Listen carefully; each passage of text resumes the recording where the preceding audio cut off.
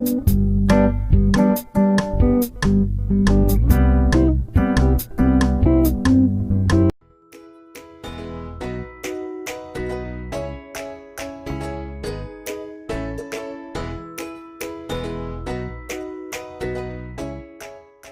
guys, welcome back sa ating channel. Ang isi-share ko sa inyo ngayon ay kung paano ko gagawin yung order sa akin. Ito guys, nakailang order na siya sa akin or nakailang patahin na siya kasi sa kanila nang gagaling yung tela. Ngayon, pinapatahin lang sa atin. Ang gagamitin ko na lang pattern sa kanya is yung ginawa nating pattern nung nakaraan na video, yung sa pretty summer top. Yun na lang po ang gagamitin nating pattern. Papakita ko sa inyo kung paano ako mag-a-adjust sa pattern, paano natin siyang tatabasin, at paano natin siyang tatahiin. Ayan, ito yung ating nakaraang ginamit na pattern. Papakita ko sa inyo paano ko siyang i-adjust. Adjust. Tara guys. Umpisahan natin dito sa ating neckline. Mag-a-adjust lang tayo, medyo mag-wide tayo sa opening ng ating neckline. Mula dito sa dulo, sa guhit na yan, ipasok lang natin sa 3. Ayan sa 3, nakikita ba ang aking pink na guhit? Ayan. Kailangan magkaiba kulay kasi para wag tayong malito. Mula dyan sa ating minark, dito natin din yan. Tapos dito sa ating parang pinakabatok to magbaba lang tayo ng 1/4 inch. Ayan naman ang i-connect natin ng pa-curve. Mula dito sa itinaas natin, pinasok natin ng tinaas, i-connect natin pa dito. Ayan yung magiging batok natin. Ayan, parang naging 1/2 inch. Ayan, okay na yan. Tapos, dito naman sa ating front, ito na yung back natin Ito naman yung ating front. Ayan. Kung ilang inches yung or natira dito sa back natin, ito, natira ay tinanggal natin 3/4. Ayun na rin yung tatanggalin natin sa front. Kaya mag-mark tayo sa front ng 3/4 inch. Dito sa 3/4 inch, ibababa natin ito. Kung etong ating front dati ay 3 1/2, ibaba natin siya ng mga 4 1/2. Ayan, dito sa 4 1/2, ikukurba natin. Gamit ang French curve.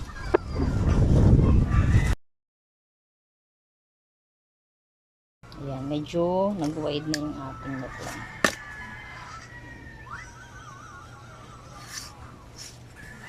Etong sa ating armhole, okay na yan. Dito lang tayo nag-wide. Ngayon, pakita ko sa inyo, magpuputol naman tayo dito sa ating ewang kasi yung design natin, diba, mayroon siyang parang skirt sa baba ng ating blouse. Ibababa lang natin to ng 4 inches. Mula dito sa ating bust line, baba natin sa 4 inches. Ayan, binaba natin ng 4 inches dito, 4 inches sa kabila. Tsaka natin pinarage yung guhit natin na diretso doon sa ating 4 inches. Ayan, dito sa skirt natin, magtatabas lang tayo dito ng ito yung haba natin. Kasi mas mahaba yung back sa ating front. Dalawa yung tatabasin natin. Ang ating back, tatabasin natin siya ng 11 inches ang haba. Ang ating namang front ay mga 9 1/2 or 10 pati allowance na. Tapos ang lapad niya para ma-sharing natin kung ito ay lista ko lang. Yung isa 10 ang haba, yung isa ayan, gawin natin 12. Tapos ito mag-a-add tayo kung ang lapad nito ay 9 1/2 hanggang dito. Mag-add tayo ng mga 1, 2, 3, 4,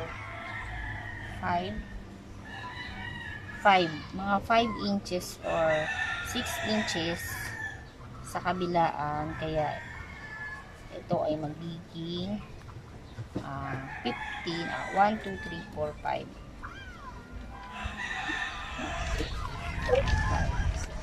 15 plus 15, 30. Itong isa ay 10 by 30, yung isa 12 by 30 yung ating kailangan dyan.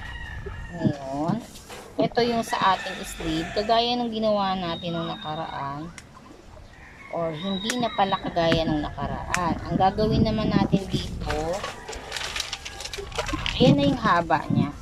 Yung length na gagawin natin para dito sa parang sleeve niya is 90 ng haba, pero ito kikitira na lang natin siya. Kasi ito doble to doble nakatupi. Ito hindi natin idodoble. Siguro tama na sa kanya ang mga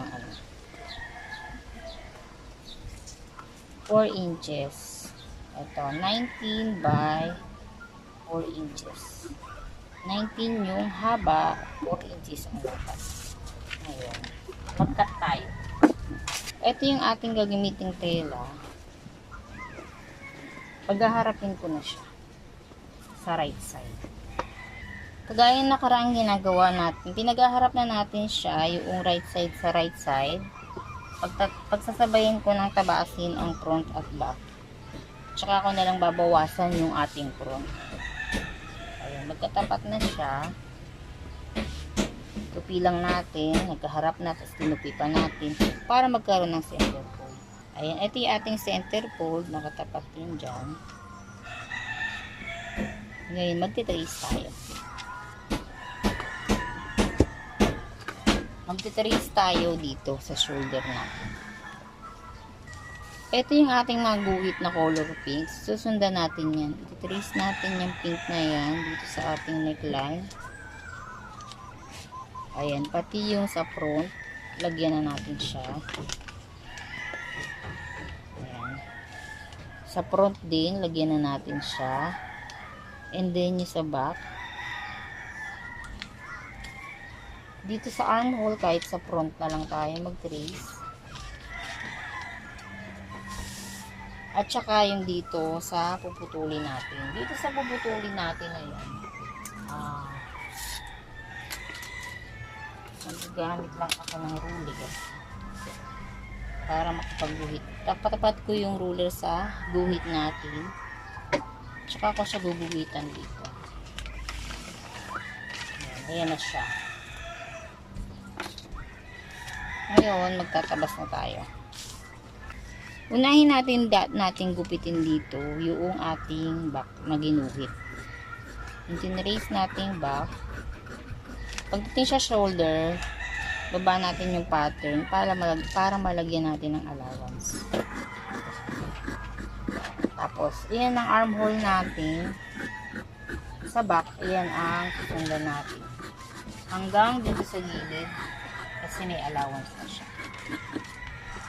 Pagdating dito, tanggalin na natin yung pattern.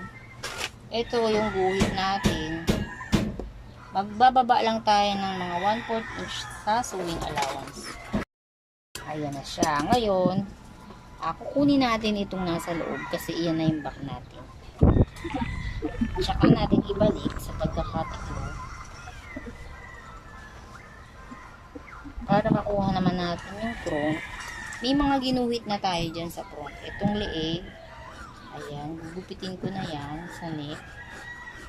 Dito sa shoulder, mag-a-add lang ako ng sewing allowance kung paano nilagyan natin yung back. Pati dito sa armhole niya, maglalagay rin tayong sewing allowance. Ayan na yung ating front at back. Ayan, ito na yung ating front at back. Dahil nag-wide na tayo o niluwagan na natin yung ating neckline, hindi na tayo magbibiyak dyan para sa ating opening. Kasi kasya naman yung ulo dyan.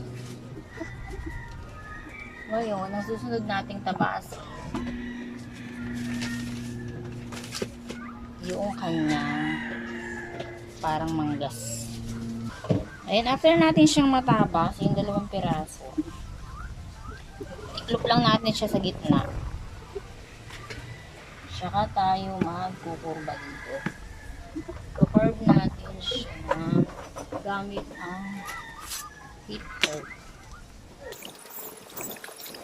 Ayan, mula dito sa kanto, doon sa hindi nakatupi, ito yung nakatupi. Dito tayo magkukurba.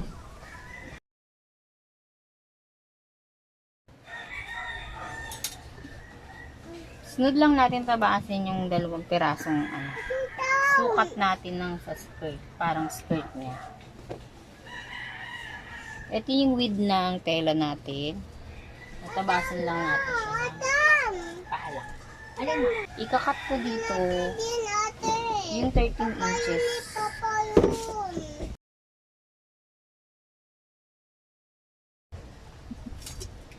Ito guys, pwedeng hindi na tayo dito. Ito na yung mismong width ng ating tela. Susukatin ko lang guys kung ilang inches to.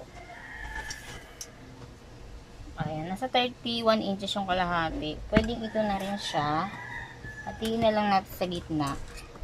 Para maging dalawa, para sa back and front natin. Ayan siya. Pagtapatin lang din natin ito. Kasi, gagawin natin, mas mahaba lang naman ng konti yung ating back. Sa ating front. Bali, dalawa na to magkapatong. Magmamark lang tayo sa 10 niya. Sa length niya na 10. Babaliktad ko siya. Saan yung 10? Ito siya. Saka natin ikukurba ito gamit ang hip curve natin. Ayan. Ayan. Ito yung ating magiging back. Yung binawas natin. Siya. May gugupitin ko na siya dyan. May kurba lang siya ng konti. Tapos, itong ating magiging front. Ayan, kung hanggang saan yan yung ating back. Ayan, dito siya. Ididiretso na natin yung cut dyan.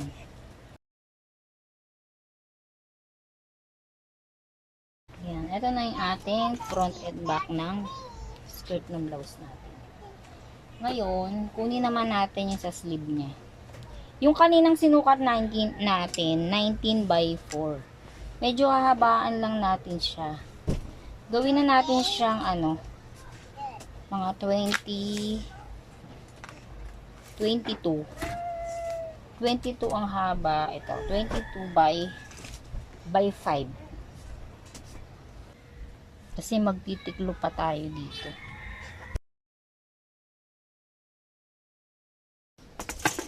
Ayan, dalawang piraso na to guys kasi magkakatong na siya. After nyan, ititiklop lang natin. Ito magkapatong na to para sa magkabila ang armhole niya. Titiklop lang natin ulit. Ito yung center fold. Magkukurba lang tayo. Gamit ang ating hip curve. Ito siya mula sa kanto. Kurba natin siya.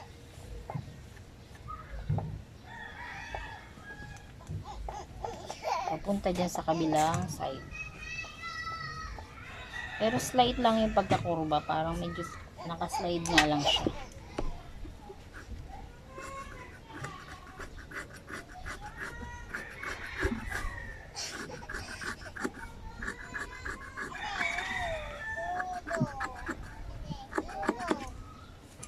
Ayan. Ating dalawang piraso. Ngayon, ano pa ang kulang? Kailangan lang natin kumuha ng bias tape. Ito guys, pagdating sa mga kurba, kailangan natin ng pabayas ang cut. Kagaya nito guys. Turuan ko paano mag-cut. Ito ang pinakawid ng tela. Ito ang pinaka-length. Hindi natin siya ititiklop ng paganyan o paganyan sa pagkuha ng tape. Dapat, kunin natin tong corner. Yan, magiging ganyan dapat ang cut. Magiging pa-slide. Gagawa tayo ng triangle mula dito sa ating ito yung width ng tela at ito yung pinaka-length. Bukuha tayo ng pa-slide. para maganda ang pagkakabit natin ng bias. Kailangan ganyan ang cut. Ayan. Kakat ko lang siya dito. Kailangan natin ng bias tape sa leeg at sa kilikili. Maglagay tayo. Ito na siya. Kinuha ko yung isang tinabas natin. Pantayin ko lang ito. At kailangan natin ng ruler. Ito, ang lapad ng ruler. Pwedeng iyan na ang lapad ng ating bias. Or kung gusto niyo mas malapad pa dito, pwede rin. Ito, gagawin ko siya. Sobra ko lang siya mula dito sa dulo ng konti. Tsaka ko siya dito. Pwede dyan mga 1 and 1/2 or 1 and 1/4. Ito yung para sa liig, medyo mahaba kasi yun. Ayan ang ating bias. Kukuha lang ako ng para sa manggas. Or sa kilikili. After natin matabas, pakita ko sa inyo kung paano ko siya tatahiin. Unahin lang natin tahiin itong isang side ng shoulder. Magkaharap na yung right side ng back and front. Tahian lang natin to at i-edging natin up. Ayan. After natin siya maidugtong, ito na siya. Itong ating bias, pwede natin siyang ilagay.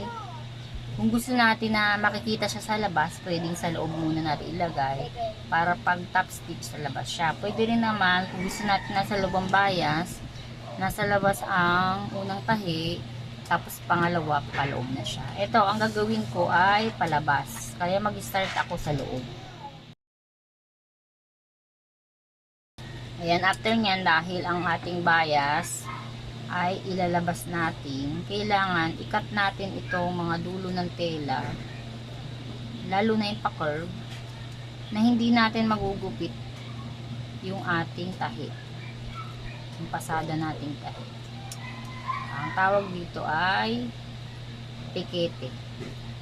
Pikete, yung paggupit-gupit sa gilid ng tahi, pag ibabaligtad natin yung ating tela, or gagawa tayo ng mga facing yun. Sa mga facing, karaniwang ginagamit sa mga kilikili, liig, ayan. Meron siyang facing. Pag tinahi sa unang tahi, kailangan natin gupitan ng ganito. Ayan. After nyan, magpapasada naman tayo dito. Doon naman sa side, magta-top stitch tayo sa side ng wrong side. Itong body. Ito kasi yung side ng bias. Itong side ng body, i-160 natin yan na dapat yung ating sobrang tela na nasa ilalim, kung saan tayo magta-top stitch, doon nakaharap. Ito, dito tayo magtatahi. Kaya dapat itong nasa ilalim, dito rin sa side na ito nakaharap.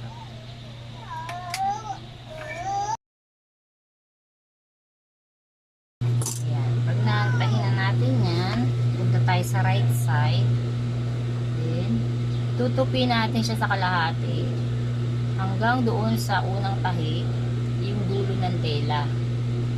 Tapos sa pangalawang tupi, dyan naman sa dulo ng ating dugtungan. Pero dito guys, dapat hindi natin masagat yung tupi kasi para wag makita itong wrong side natin. Medyo iangat lang natin siya ng konting-konti yung dulo ng telang bias natin. Tapos tatahian na natin ng 1/16 sa gilid ng dulo ng tupi. Sa pagtahi guys, alalay, dapat huwag nating mahahatak itong bias natin. Gaanan lang natin ang paghawak dyan. Kasi nai-stretch yan, pwedeng pumilipit yung ating tahi dyan. Pag naghatak tayo, alalay lang tayo.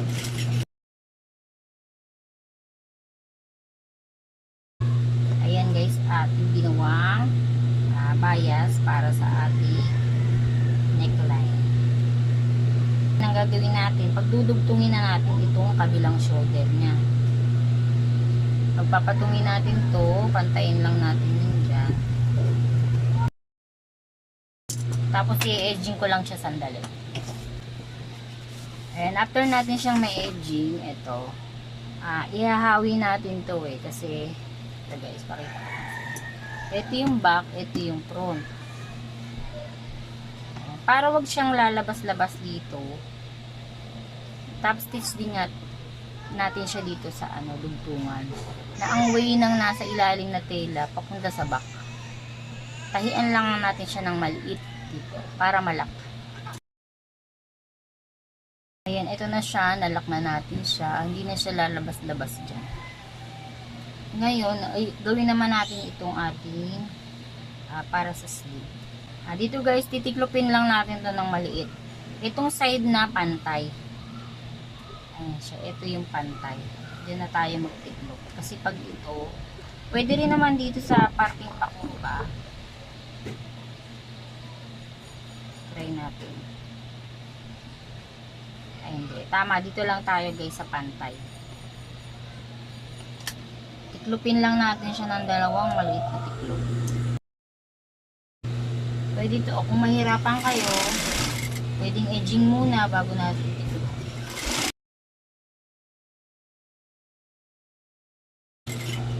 And after nyan, luluwagan ko lang yung tension ng tahi ko. Kasi magsishearing tayo. Kailangan medyo maluwag para madali natin mahatak. Ayan, after nyan, maghuhugot lang ako dito ng sinulit. Siguro sa mga iba alam na to. Pero para sa iba, sa pag-shearing ko guys, inahatak ko lang isang sinulit. Pag niluwagan ko isang sinulit, sa ibabaw ko nagluwang, ang hahatakin kong sinulit yung nasa ilalim niya. Para madali siyang ma-shearing.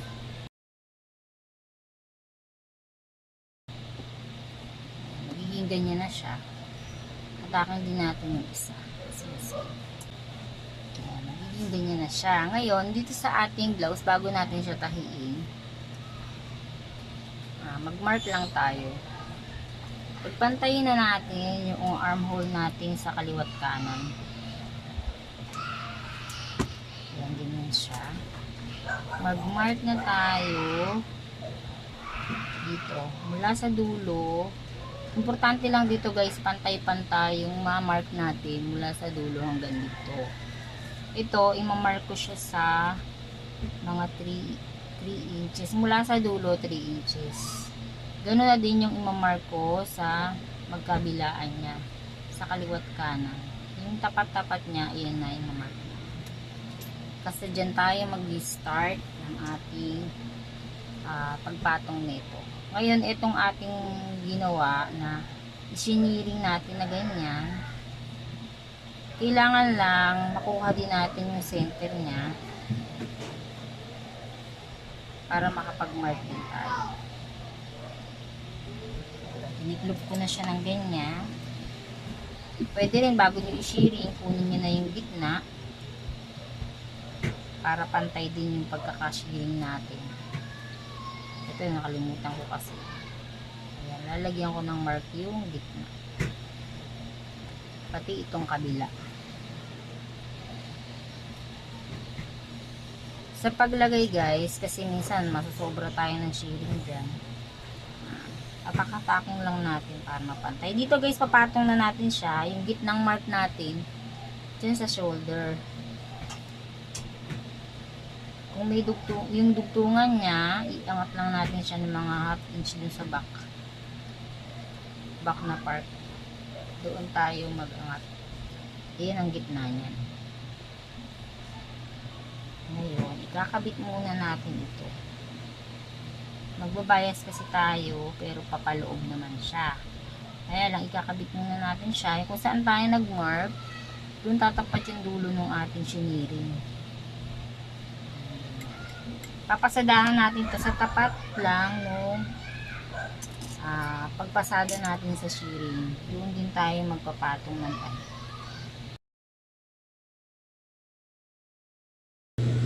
itatapat natin yung tela, ayusin natin na yung pagka-shearing ng ating ginawa is pantay. Hindi siya nakaipon sa isang sulok o sa isang part lang. Dapat pantay siya. Sunod, itong dulo, itapat na rin natin sa minarkahan natin.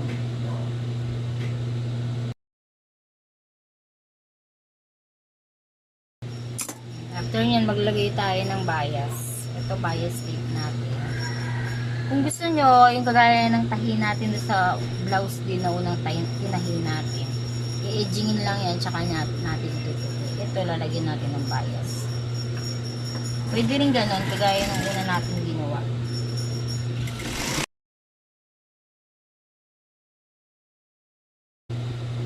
After natin mapatong yung bias, linisin lang natin yan. Linisin lang natin ang kalat.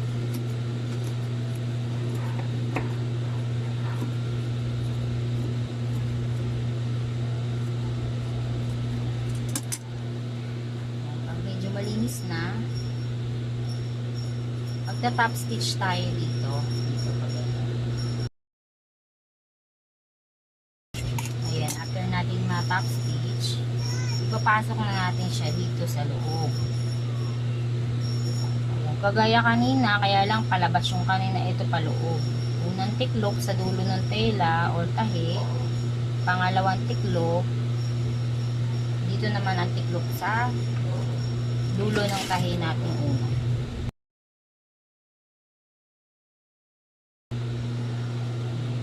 Ganyan na siya. Ngayon, gagawin din natin siya sa isang side naman niya.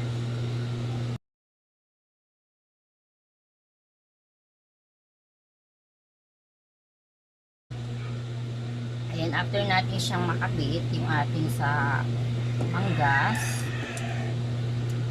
pwede na natin siyang side close. Or after nyan, i-prepare na lang pala muna natin itong ating skirt. After nung blouse, dito muna tayo sa skirt. So, ito yung parteng back. Bali, ang gagawin natin dito ay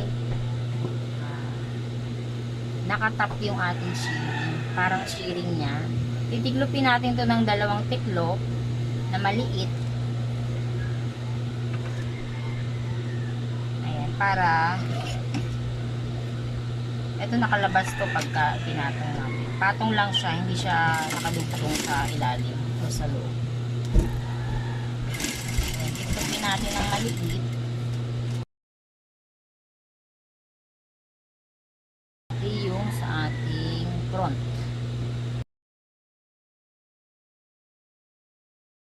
Ayan, after nyan guys, mag-shearing tayo uli. Yung paraan natin ng pag-shearing kanina dito sa sa manggas natin.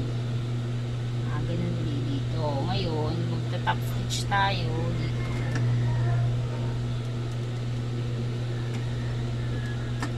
Ayan, hindi kayo pangit.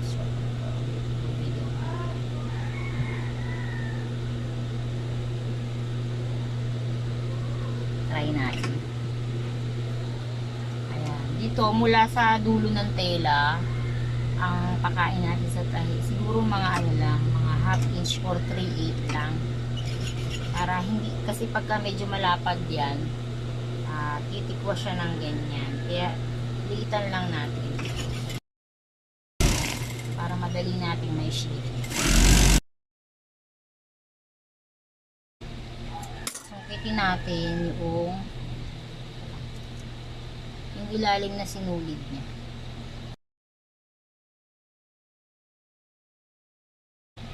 Dito guys, ganun din. Papantayin lang natin yung pagka-shearing niya. Kung meron kayong shearing foot, pwede rin naman yun. Gamitin para pantay. Medyo hirap lang kasi ako guys sa shearing foot. Minsan ayaw niya yung shearing. Kaya tinatamad akong magpalit ng SF foot.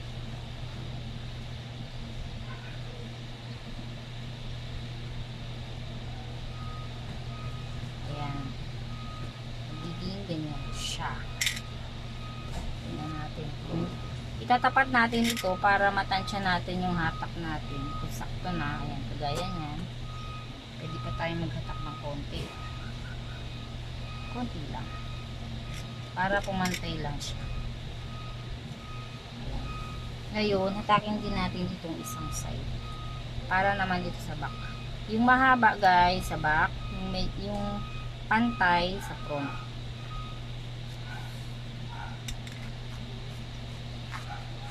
Pantay na mas maiksi.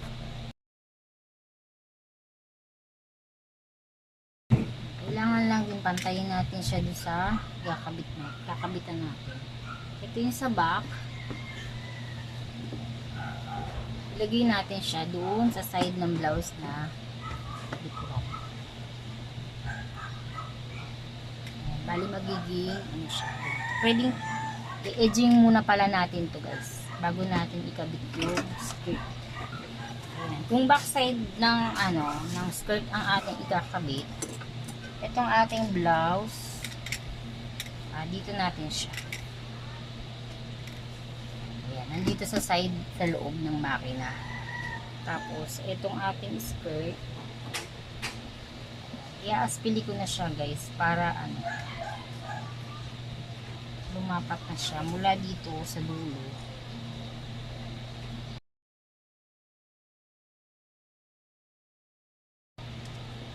Ayan.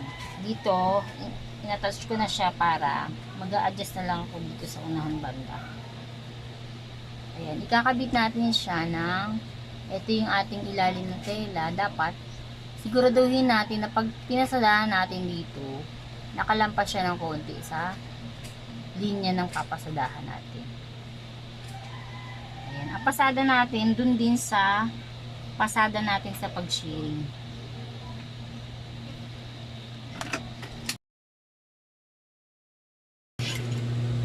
Kaya guys, sa ganitong mga tayo, mahalaga na magkakulay yung tela natin sa sinunod. Para hindi siya pangit. Ganitong patong-patong ang tahi. Ganito sa pag-shearing, parang tatlong tahi na to. Tupin natin sa dulo at kapag shearing, tapos ngayon ipapatong natin siya. Mas maganda kung kakulay talaga yung sinulit natin ng tela.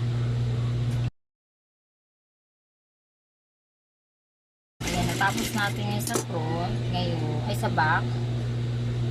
Ngayon yung sa front naman. Sa front, ganun din. Dito yung side ng blouse, sa upper blouse. Tapos, papatong din natin itong sa harapan.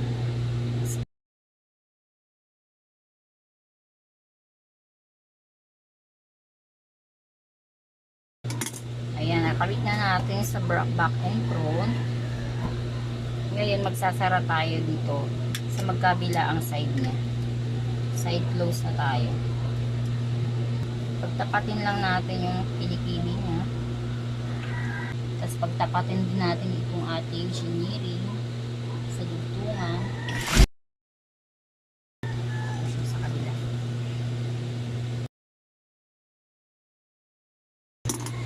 After nyan, mag-i-edge na tayo sa magkabila ang gilid. Pati yung sa laylayan, i-edge na rin natin. Ayan, after natin siyang may edging, sa laylayan na tayo. Dito na tayo magtitiklop. Unahin na natin yung front side. Tiklop lang natin siya sa mga 1/4 o 3/8. Isang tiklop. Ayan, tapos na to guys.